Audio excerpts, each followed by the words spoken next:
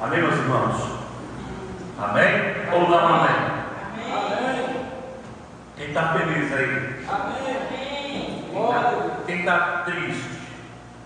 Misericórdia. A Bíblia diz que na presença do Senhor até a tristeza salta de alegria, né? E ao preparar essa mensagem hoje, eu pude perceber alguns pontos na vida deste homem que vou falar nessa noite. Eu vou explanar um pouco sobre ele, eu vou pregar sobre ele, e eu pude ver um pouco sobre a vida deste homem, algo que eu não conseguia enxergar por muito tempo, mas que é extremamente necessário que nós aprendamos um pouco mais sobre ele, sobre o que se passa nesta sua curta trajetória.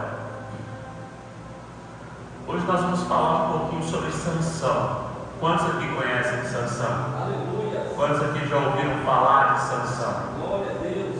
Fortão. Será até uma música para ele, né, das crianças lá? Sansão no fortão do cabelão. E eles fizeram que tinha a cabeça do tamanho de um feijão. O homem era meio desmiolado, né? Era meio doidinho. Abra sua Bíblia no livro de Juízes, capítulo 15, versículo 14. Juízes, capítulo 15, versículo 14. Aqueles que encontrarem e puderem, se coloquem de pé. Em nome de Jesus.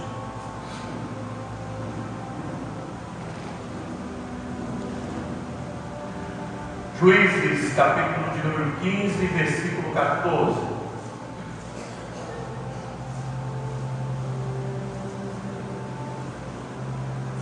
A palavra do Senhor diz assim: e vindo ele a Leí, os filisteus lhe saíram ao encontro, jubilando.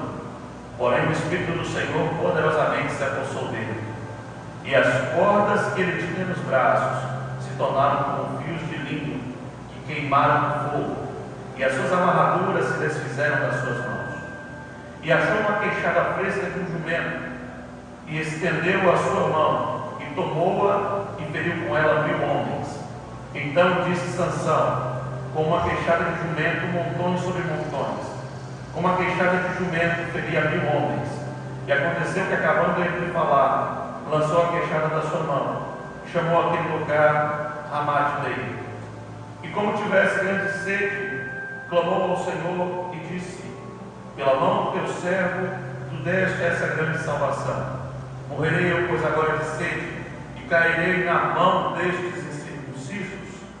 Então Deus fendeu uma cavidade que estava na queixada, e saiu dela água, e bebeu, e recobrou seu espírito, e reanimou-se. Por isso aquele lugar, a fonte do que clama. Por isso chamou aquele lugar a fonte do que clama, que está em Leí até ao dia de hoje. Podem se assentar.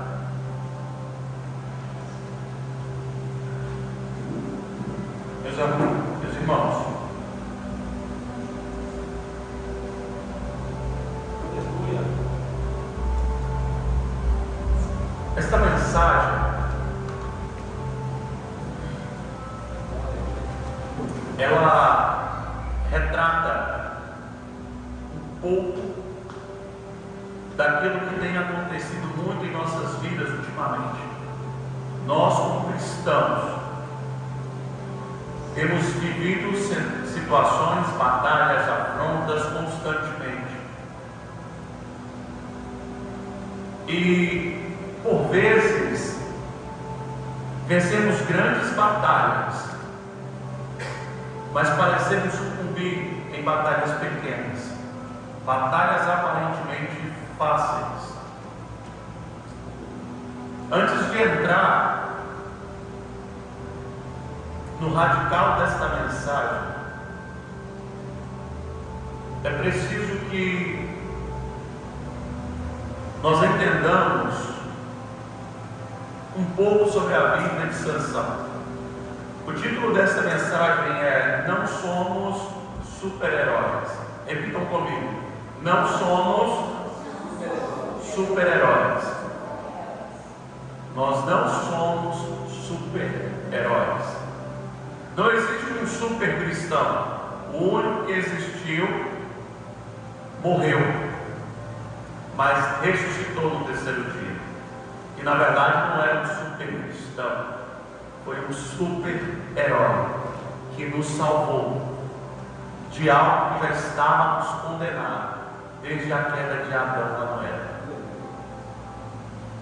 Mas nós não somos super-heróis, e nós vamos entender aqui, estudando um pouco da vida deste homem, que foi o homem mais forte que já pisou aqui nessa terra, o homem humano. A Bíblia diz que ele tinha uma força sobre-humana, ou seja, algo extra-humano.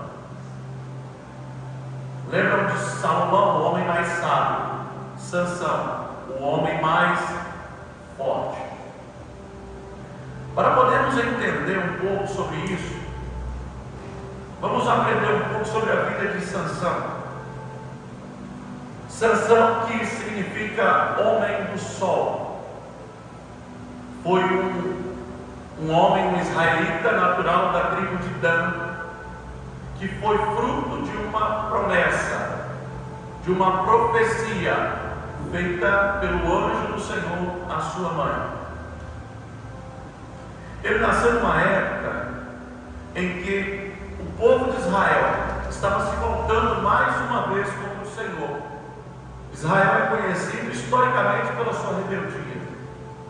E naquela época, mais uma vez, o povo de Israel estava se rebelando contra o Senhor. E Deus então permite que Israel sucumba diante da mão dos filisteus. A Bíblia diz que o anjo do Senhor, então, ele vai encontrar com uma mulher, esposa de Manoá, da tribo de Dan. E essa mulher estéril, ou seja, não podia gerar filhos. Ele então vai até essa mulher e diz: olha, mulher, vai até o campo onde essa mulher está e diz: eu vou abençoar o teu ventre. E sobre o teu ventre, no teu ventre eu vou colocar uma semente que vai libertar o povo das mãos dos filisteus. Mas este homem, esta semente, será um homem nazireu desde o teu ventre. Então você não vai beber bebida amarga, bebida alcoólica, bebida fermentada. Você não vai fazer isso, não vai fazer aquilo. Passou uma série de determinações para aquela mulher. E disse: olha, quando teu filho nascer, vai ser da mesma cor, da mesma forma. Sobre a tua cabeça não vai passar navalha. Ele não pode fazer aliança com um povo estranho. Ele não pode fazer uma série de coisas, porque ele é um nazireu. Nazireu. A palavra nazireu, ela vem do hebraico, significa nazir, que significa separado. Ou seja, um nazireu era alguém separado. E esse alguém separado, ele tinha uma série de características, de situações que ele não era permitido fazer, como não cortar o cabelo, não beber vinho ou qualquer outra bebida fermentada, não comer nada que viesse de uma videira, incluindo sementes e cascas de uva, não tocar em corpos de mortos. E o nazireu, ele tinha uma característica que as pessoas, ao olhar, avistavam de longe e falavam: opa, veio o nazireu ali, que eram as suas grandes madeixas, o seu cabelo alongado. E eu sempre vejo pregadores falando, olha, Sansão, ele tinha quebrado uma série de tratados ali, de tratos com o Senhor. Ele bebia vinho, bebia bebidas alcoólicas, ele casou-se com um povo estranho, com um povo filisteu, ele fez alianças erradas, e as suas forças se acabaram quando ele depositou a sua força no seu cabelo. Amém, não está errado esse pensamento, mas eu também entendo que ele perdeu a sua força quando ele perdeu a sua identidade. Pensa comigo, como você ia identificar um nazireu passando na rua? Pelo seu cabelo. Como nós identificamos hoje um cristão na rua? Está difícil. Eu não estou aqui falando de uso e costume não, viu? Não estou falando de mulher vestir saia e não calça. Não, estou falando de roupas escandalosas mesmo. Eu estou falando de mulheres cristãs vestindo roupa curta. Homem cristão postando foto bombado na academia, de sunga, fazendo live sem camisa. Cada coisa que está acontecendo hoje, que tem feito com que o povo perca a sua identidade e, consequentemente, a força. Mas eu não quero falar aqui sobre a queda de Sansão. Não quero falar sobre a queda dele. Porque todos nós sabemos o que aconteceu. Ele foi seduzido por uma mulher chamada Dalila, depois teve o seu cabelo cortado e foi cego, furaram-se os seus 2 olhos, e aprisionado ele matou mais homens do que durante toda a sua vida, destruindo ali aquele palácio e as pessoas que zombavam dele e que zombavam de Deus. Mas eu não quero falar disso. Eu quero falar com vocês nessa noite sobre algumas características de Sansão que me chamaram a atenção. Sansão, como eu disse aqui no início, ele era um homem com uma força sobre-humana. Ele era um homem que tinha uma força indescritível. Dentre os feitos de Sansão, a Bíblia narra que Sansão ele matou um leão e o rasgou, como se estivesse rasgando um cabrito. Aí eu fico imaginando, eu, Paulo, não consigo nem mesmo rasgar um cabrito. E aí diz como se ele estivesse rasgando um cabrito. E aquele homem rasgou um leão, um animal feroz. Ele não apenas matou, como ele rasgou. Mas aí este homem, com tanta força, ele, além de rasgar um leão, matar um leão e rasgá-lo como se fosse um cabritinho, ele também feriu, matou 1000 homens filisteus com a queixada de um jumento. E aí é interessante nós entendermos o que levou até essa contenda, até essa guerra. Sansão ele fez uma aliança errada. Ele casou. A Bíblia no livro de Juízes capítulo 14 vai relatar sobre isso. Ele casou com uma mulher filisteia. Ele foi até os filisteus, olhou para uma mulher muito bela e falou: quero casar com essa mulher. Os seus pais, Manoá e a sua mãe, ficaram enfurecidos. Falaram para ele assim: mas Sansão, será que aqui dentro do nosso povo não tem mulher suficiente para você? Tanta mulher bonita, você é um juiz. Ele foi um juiz que julgou Israel por 20 anos. Você é um juiz, a mulher que você quiser, você pode ter. E o povo israelense sempre foi conhecido por ser um povo belo, de traços bonitos. Tanto que a Bíblia diz que Davi era um homem muito bonito, formoso. Salomão também, porque a Bíblia diz que a sua mãe Batseba era muito bela. Tanto que fez Davi cair em pecado em adultério e mandar matar Urias, até então o marido daquela mulher. Imagina a junção de 2 pessoas muito belas. Sai o Salomão muito bonito. E os estudiosos eles dizem que o povo israelense é um povo muito bonito. Rebeca, esposa de Isaac. E o que dizer de Esther, esposa do rei Xerxes? A Bíblia diz que era uma mulher muito bela, muito formosa, que venceu um concurso de beleza para casar com o rei. Mas Sansão gostava de flertar com o perigo, gostava de coisa louca. E ele foi lá para os filisteus, o povo que Deus estava querendo livrar das mãos, livrar Israel das mãos deles. E ele foi casar com uma mulher filisteia, fazer aliança com ela. E aí ele foi, casou-se com essa mulher, se ausentou, foi para as batalhas dele. E quando volta até a casa dela, até a casa do seu sogro, ele chega até o seu sogro e fala assim: cadê a minha esposa? Vou matar um cabrito e vou me deitar com ela. Seu sogro fala assim: então, Sansão, eu achei que você estava muito enfurecido, e eu peguei ela e dei para outro homem. Mas aí você pode casar com a irmã dela, pega a irmã dela para você, é mais jovem e mais bonita.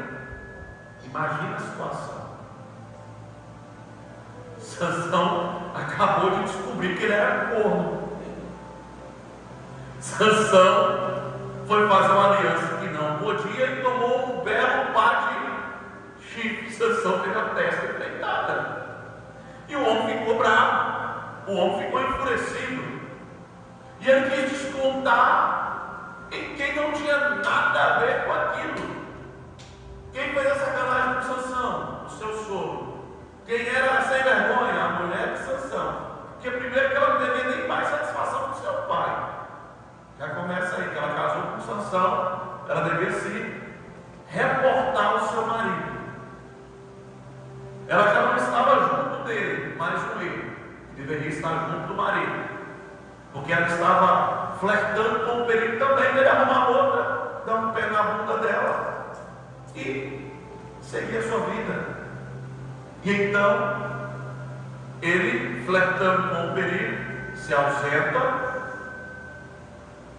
E ao se ausentar, ele então, ao retornar, descobre que o seu sogro pegou a sua esposa e deu para outra. Olha, sua mulher agora está com outro. E eu que dei. Esse homem ficou, como o povo dizem, virado no giraia. Imagina, um corno mais forte do mundo. Imagina aí. Eu fico imaginando a coragem do cara que pegou a mulher de Sansão. Rapaz, porque quando você vê o cara falando assim: olha ali, aquela mulher é casada, não mexe com ela não, que o marido dela é bravo, é pistoleiro, o marido dela é forte, é bombado, lá da academia. Agora imagina, o cara tem aquele negócio roxo, porque para pegar a mulher de Sansão era um homem porreta. Ele pegou a mulher do homem mais forte do mundo, enfeitou a testa de Sansão. Olha para você ver que absurdo. E aí Sansão ficou nervoso. Sansão foi lá no campo, juntou 300 raposas, fez 150 pás de raposa, amarrando o rabo uma na outra, meteu fogo no meio do rabo das duas, deu um chute, botou elas para correr para a plantação dos filisteus, para consumir o cereal que ia ser colhido, estava na época de ser colhido, o trigo, as vinhas, as plantações de azeitonas, consumiu tudo. As raposinhas que não tinha nada a ver com isso morreram. Olha para você ver o que um homem sofrendo de amor faz. Se fosse hoje em dia, ele ia para um boteco, botar um pau do arroz lá, ia ficar chorando, sofrendo, com um copo lá, juntar mais 5 cornos em volta dele, porque corno parece que tem um imã, quando senta os outros, encosta tudo, né? Mas não. E eu, se eu fosse um corno da época, eu ia querer sentar junto com Sansão, ó, fazer uma selfie com ele, ó, entrou pro clube aqui, né? Imagina, Sansão entrou pro clube dos cornos. Olha para você ver que absurdo. Sim.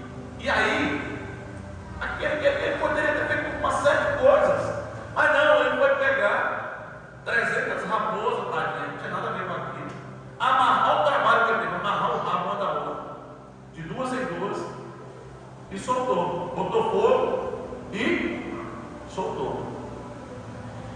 raposas doidas com fogo no rabo, literalmente, elas foram e destruíram tudo dos filisteus.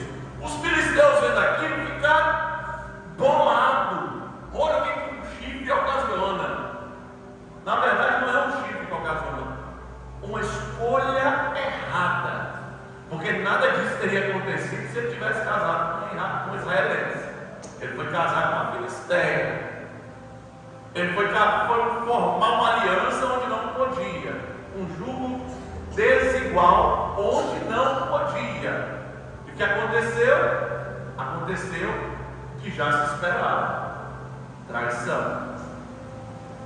E aí aquele homem destruiu tudo dos filisteus. Os filisteus vendo aquilo, vieram e falaram assim: quem foi que fez isso? Aí o pessoal chegou para eles e disse assim: ó, quem fez foi Sansão. E os filisteus já sabiam que o homem era bravo, né?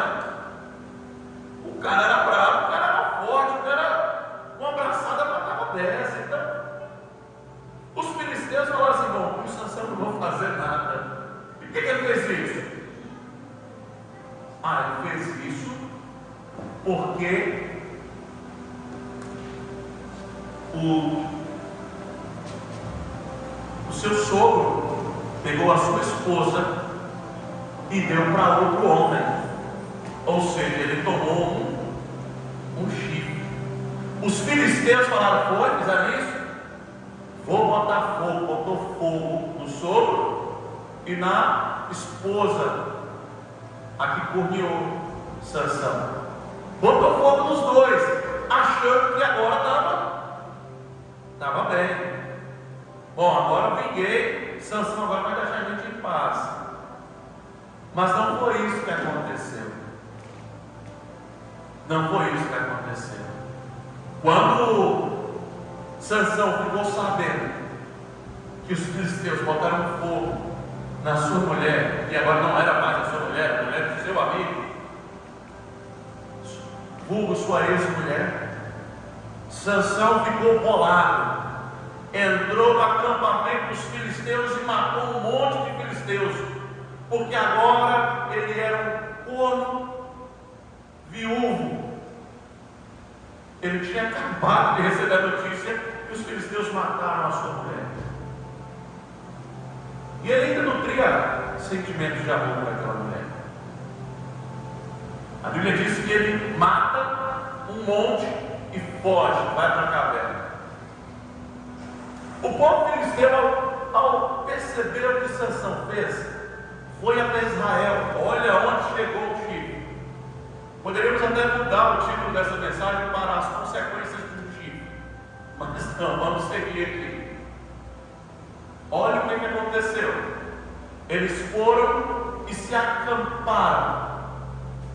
Eles se acamparam lá em Leí, nas entradas de Judá.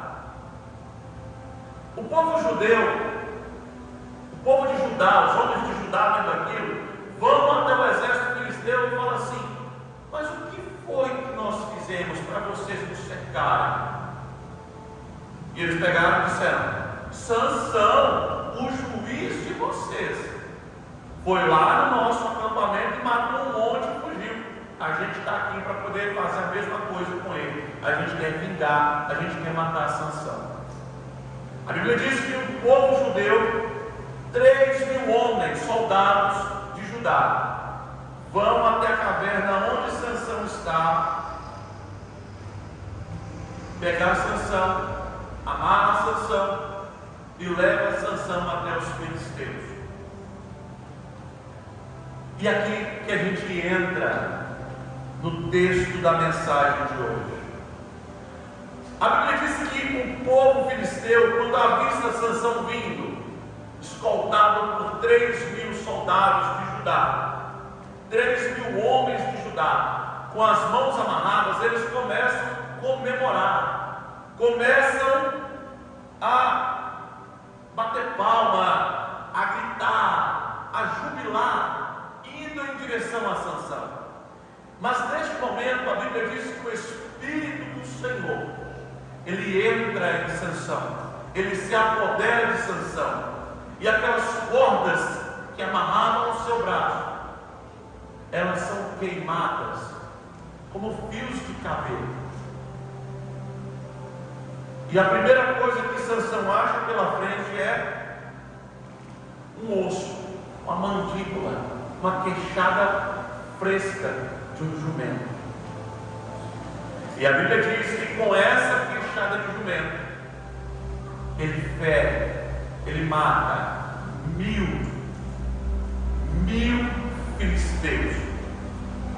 Olha o tamanho da consequência por conta de um erro, de uma escolha mal feita, feita por um homem que era separado,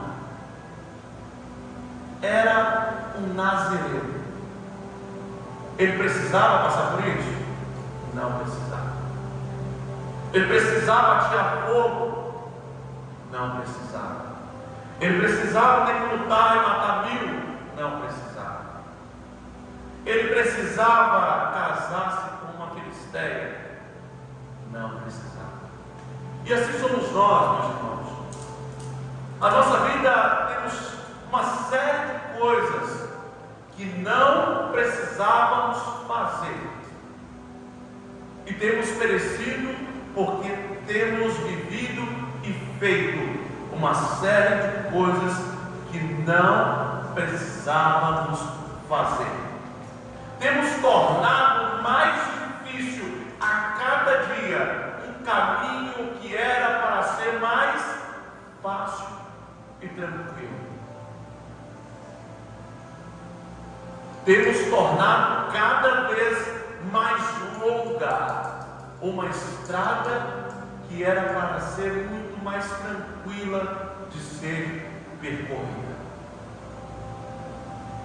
Nós olhamos para nós e começamos a enxergar que agora que nós aceitamos a Jesus, agora que nós estamos na presença do Senhor, agora nós somos super-heróis, somos super-homens, super-mulheres, que não podemos mais ser acometidos de enfermidades, que não podemos mais dizer não para nada, porque senão as pessoas vão começar a falar de nós, que temos que ajudar tudo e a todos em todo tempo e em todo momento, mesmo não estando no nosso melhor dia.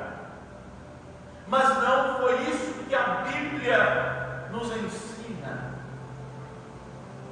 O apóstolo Paulo, ele disse: combati o bom combate, acabei a carreira e guardei a fé. Sansão não combateu o bom combate, pelo contrário, ele foi para o embate. Ele criou situações desnecessárias para que pudesse ter um combate. Porque ele, como um juiz, ele sabia que ao pôr fogo naquele lugar, ele estava comprando uma briga com aquele povo. Ele sabia que aquilo ia trazer consequências terríveis para ele, assim como uma série de outras coisas que ele fez errado. Mas o que me chama a atenção é a oração que Sansão faz após esse confronto com os filisteus. Sansão olha para aquele monte de homem morto, certamente ele lavado de sangue, com a queixada de jumento aqui na mão. Ele olha para aquela queixada de jumento, e neste momento o Espírito de Deus se afasta dele. Ele olha para aquilo e começa a respirar fundo, e o ar não vem. Ele começa a puxar o ar e o ar não vem. A sua boca seca, a sua garganta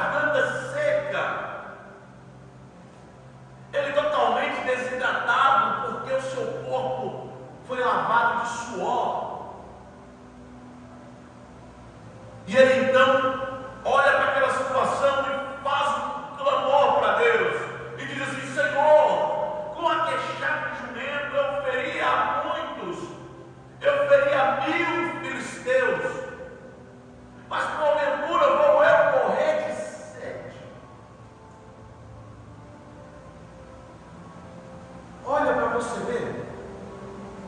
É Sansão falando, mostrando para nós que por mais forte que uma pessoa seja, por mais forte que uma pessoa aparenta ser, ela precisa de cuidados básicos. Ela ainda precisa do básico para poder viver. Ela precisa descansar. Ela precisa dormir. Ela precisa de férias. Ela precisa de tempo com a família. Ela precisa de tempo a sós com ela mesma e com Deus. Um homem super forte ia morrer de sede, porque ele já estava ficando desfalecido. A Bíblia diz que ele já estava meio que variando, porque quando Deus entra com a providência, com a água, a Bíblia diz que Sansão ele recupera a sua memória. Ou seja, ele já estava meio que desmaiando, delirando. Tamanha era a sede que ele tinha. E quanto a nós? E quanto a nós? Será que nós temos lutado lutas grandiosas? Será que nós temos lutado lutas ferrenhas?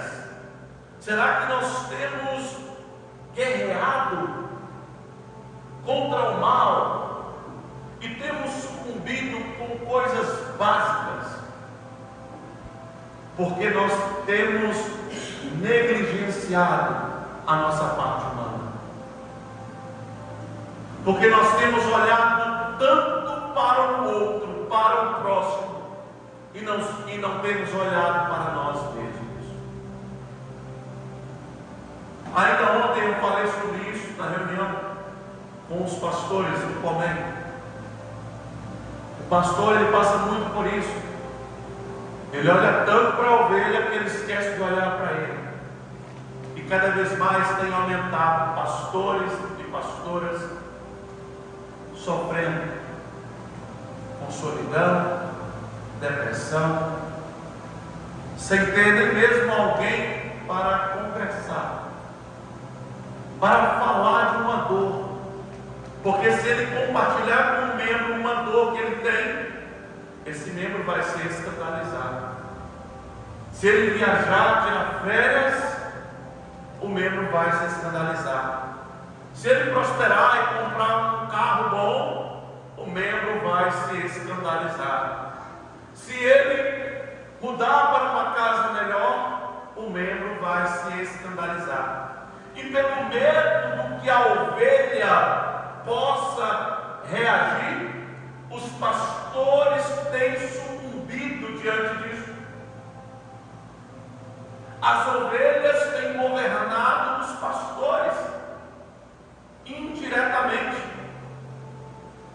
As ovelhas ligam e falam: vem aqui, o pastor, estou indo. Não, é porque eu tenho que servir. As ovelhas falam: ora por mim, e o pastor, estou orando. Vou orar. Pastor, coloca meu nome na campanha, estou colocando. Vamos lá, vamos fazer uma campanha. Mas a ovelha não quer nada com Cristo. A ovelha não vem para o culto. A ovelha não ora. Ela manda o pé para orar por ela, mas ela mesma não ora. E aí? Nós trabalhamos para o reino. Nós não trabalhamos para ovelhas. Nós trabalhamos para o reino de Deus, para estabelecermos o reino de Deus aqui na terra, para que se cumpra o que Jesus disse na oração do Pai Nosso: que venha o teu reino, seja feita a tua vontade, assim na terra como no céu.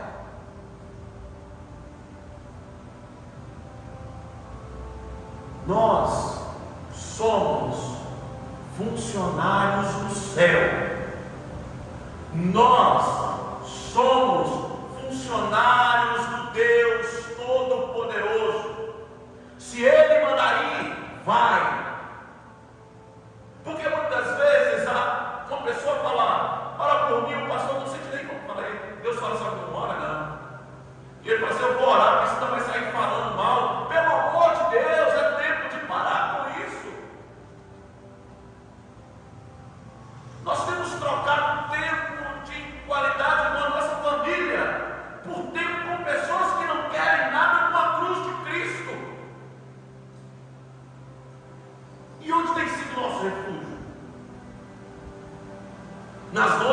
quase sem conseguir dormir?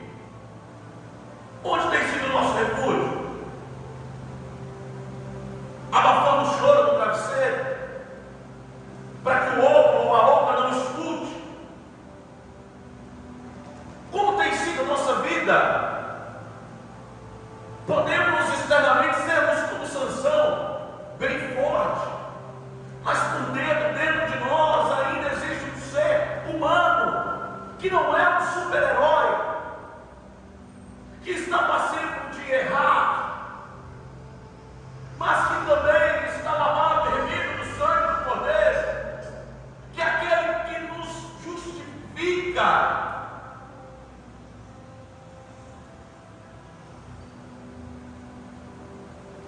É importante que nós entendamos isso. É importante que nós lembremos disso. Nós somos funcionários de Deus. Nós somos herdeiros do céu. Ao pegar a nossa carteira de trabalho no céu, vai estar escrito assim: quem é o patrão? Jeová Jireh. Quem é o nosso senhorio? Quem é o nosso Senhor? É o nosso amado e Salvador Jesus Cristo de Nazaré. Chega de dar satisfação para pessoas. Chega de ficar se preocupando com o que a alguém vai falar. Nós devemos nos preocupar com o que o Senhor pensa a nosso respeito.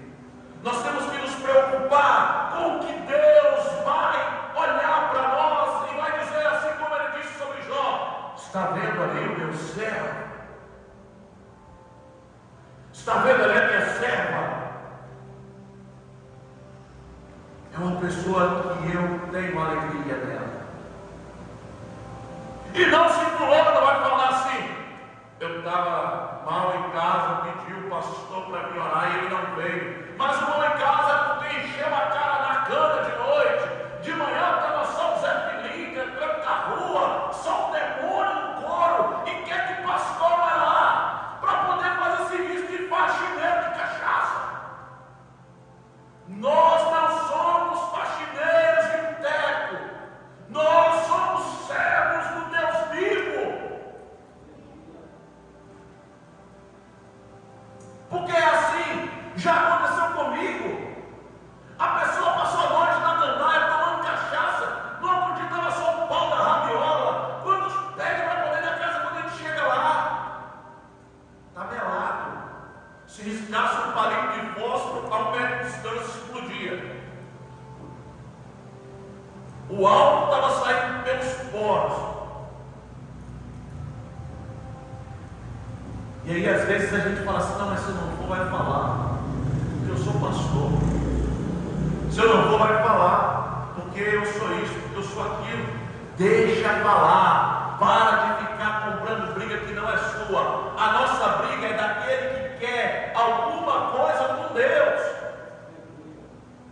Eu estou vendo aí as pessoas, e alguns até se escandalizam quando eu falo, pegando, juntando cesta de alimento, juntando roupa, agasalho, e indo ali para o outro lado para poder levar para mendigos. 90% dos mendigos não querem sair de onde estão. E a gente vai, se expõe a um monte de demônios. Para quê? Todos aqueles que queriam algo da parte de Jesus vinham até Jesus. A porta da igreja está aberta. Agora já são. E aí o que acontece? Vão, ajuda mendigo, morador de rua, ajuda a pessoa de bairro que está passando necessidade e é ímpio, e muitas vezes os de casa passando dificuldade. Muitas vezes o membro da própria igreja com a conta de luz para cortar. Muitas vezes o membro da própria igreja passando dificuldade financeira, passando fome, mas o povo preocupado em ofertar lá para a África, não sabe nem para onde está indo o dinheiro, nem o que o povo está fazendo com o dinheiro, preocupado de ir lá dar comida para mendigo, que aí quando você vira as costas, pega a roupa e troca por pedra de crack, pega o agasalho, a roupa de marca, troca por droga, troca por cachaça.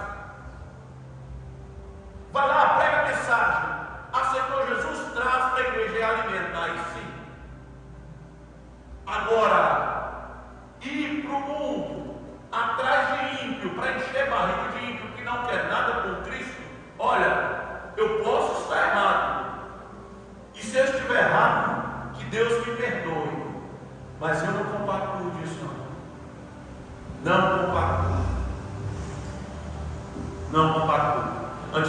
as mulheres usavam dessa estratégia, né, de ganhar o marido pela barriga. Mas nós não vamos ganhar o mundo pela barriga. Nós vamos ganhar pela palavra. Nós vamos ganhar ao pregar o Evangelho e haver, e desde que tenha arrependimento dos pecados, desde que haja arrependimento dos pecados, aí sim nós vamos ganhar o mundo. Nós somos humanos, não somos super-heróis. É preciso que nós olhemos e lembremos disso todos os dias. Não somos super-heróis. Teremos dias bons, teremos dias maus. Salomão ele disse isso em Eclesiastes: lembra-te do teu Criador nos tempos da tua mocidade, antes que venham os maus dias, em que você olhe e veja, não tenho mais prazer em viver. Nós somos passivos de dias bons e de dias maus. Nós precisamos nos recuperarmos física e emocionalmente, para que espiritualmente o Espírito do Senhor flua dentro de nós. Sansão, antes de ir para essa guerra, depois que ele matou um monte, ele foi para uma caverna. O pau quebrando lá em Judá, e ele numa caverna. Se retirou. Tempo a sós. Foi sofrer um luto, porque por mais que ele era gordo, ele amava aquela mulher. Não é? Se retirou. Guardar suas energias. Está bem consigo mesmo. Para que o Espírito de Deus possa entrar e apoderar de cada um de nós, para cumprir a boa obra que Ele mesmo começou.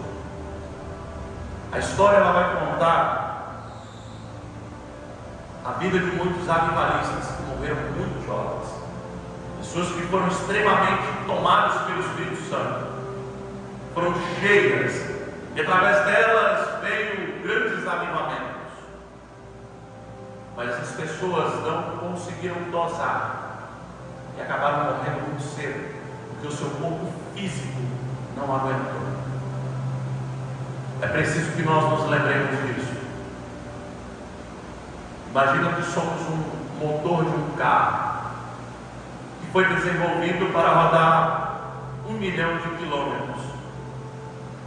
Se eu rodo muito todos os dias como caminhoneiro, rapidamente eu vou chegar nos 1 milhão de quilômetros. Se eu vou dosando, eu vou rodar a mesma quantidade. Vai ter uma pergunta que eu fiz para o pastor Moisés. O motor que é programado para rodar 500 mil quilômetros, 2 motores. Um rodou 5 anos, deu 500 mil quilômetros.